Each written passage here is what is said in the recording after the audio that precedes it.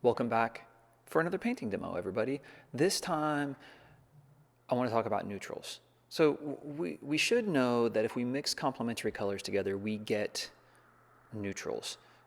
Browns, usually, if it's blue and orange, or violet and yellow. If we mix red and green, very often it tends to be some sort of like gray. So are there other ways that we can get neutrals?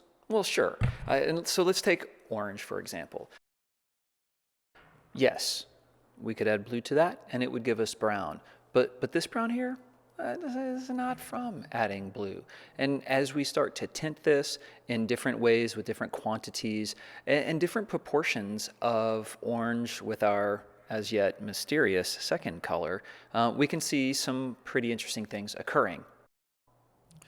In this particular case, I'm adding green, but that's not my only option. Next, with my orange, I'm going to throw some purple in there.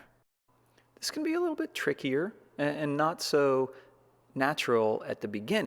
But if I kind of finagle it and play with it and tint it a little bit more, I can start to get a neutral or a brown that works in a few more instances, especially if I'm incorporating it within my painting.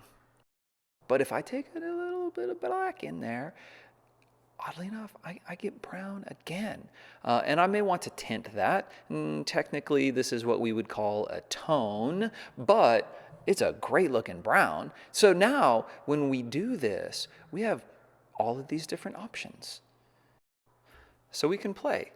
We can mix complementary colors together to get our neutrals, but there are so many more options out there as we start to get more experience and we experiment.